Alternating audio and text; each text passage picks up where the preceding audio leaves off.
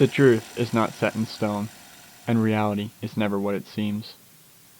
Welcome back to the Detective's Diary.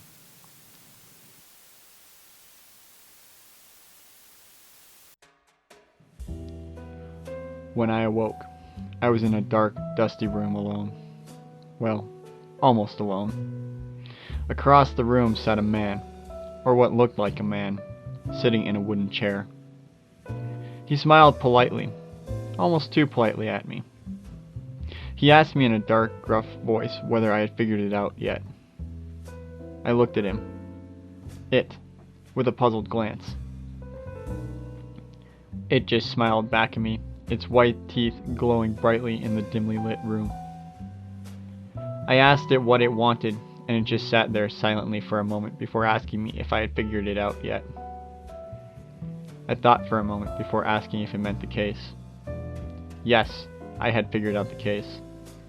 This crazy cult was the ones who had led me down this path towards enlightenment in order to fulfill some crazy ritual they planned on performing tonight. It just smiled back at me in silence. It asked me again if I had figured it out. I thought hard once again. Had I really figured it out? I mean, I figured out who was behind it, and I had figured out the motivation behind all of it. But did I really figure out how to stop it? I was still here, bound to the chair. But was I really? I looked down and noticed my restraints were gone. I stood up from the chair, the creature just watching me, unmoving. I slowly crept towards the doorway that stood at the back of the room. It was pitch dark on the other side, but I knew I had to be brave. I stepped into the darkness, and then I woke up.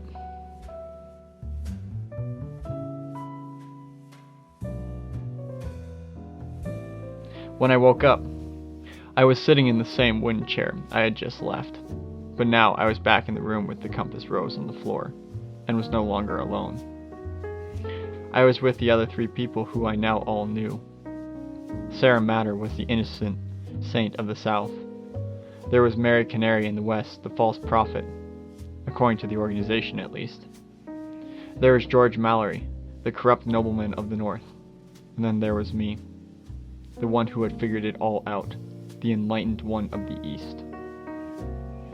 I went to struggle against my restraints and found they were no longer there.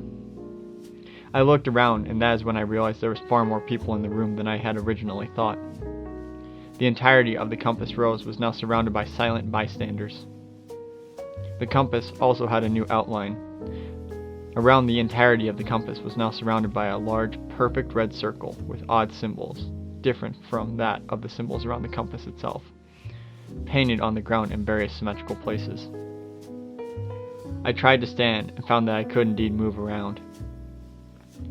I tried to run from the circle, but some unseen force stopped me from crossing the paint. I banged on the invisible force field, holding me back, crying for help. I turned around, and there was the humanoid creature.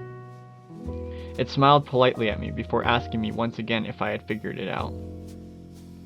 I stared it down and firmly said no. Its reply shook me to the core. It said, "Let me show you then," in a thin, whispery voice.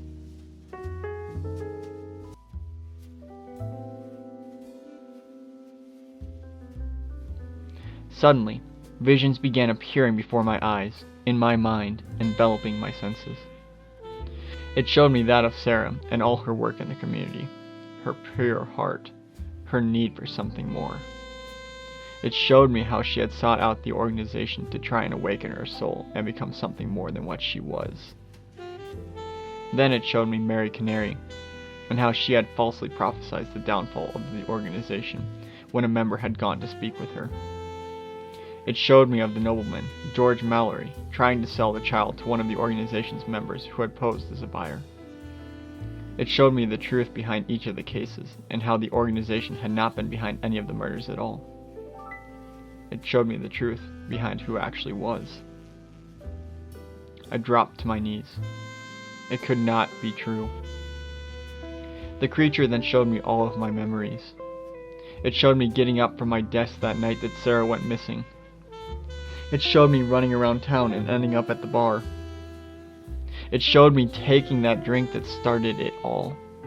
And then it showed me leaving the bar, walking out on my own terms with Sarah Matter, and bringing her to the bridge, where I watched her collapse from a heart attack, and then placing the slip of paper with the compass rose in her hand.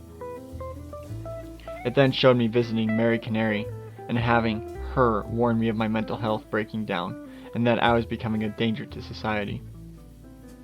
It then showed me strangling her and dragging her body to the church where I dumped her. He watched me putting the compass rose in her clothes. It then showed me up north spying on George as he tried to sell the child.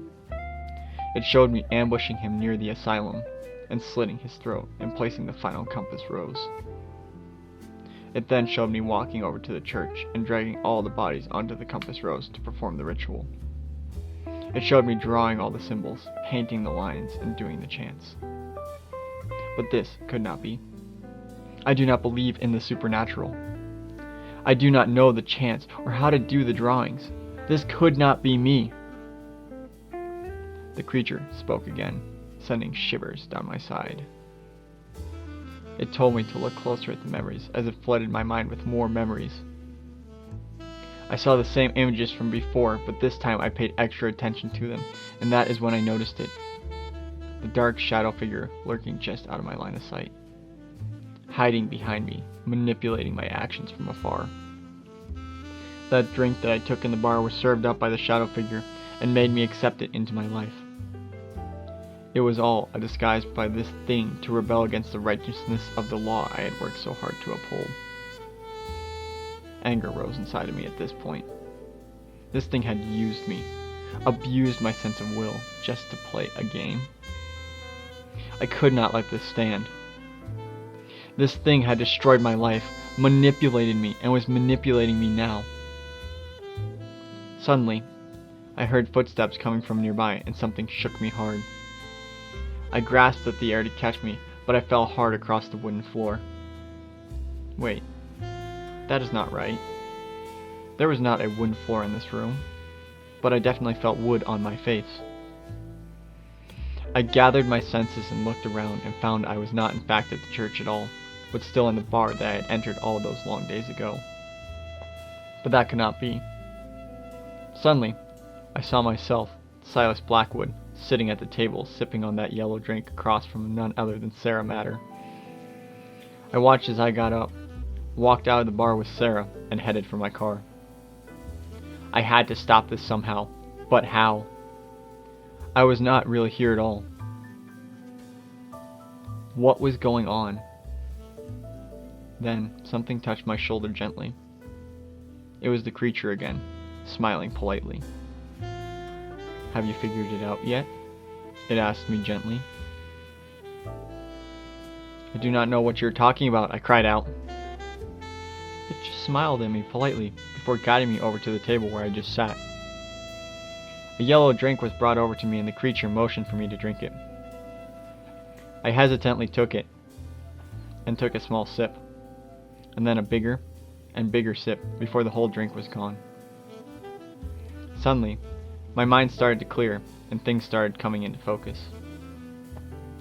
The creature got up and waved politely before walking out the door.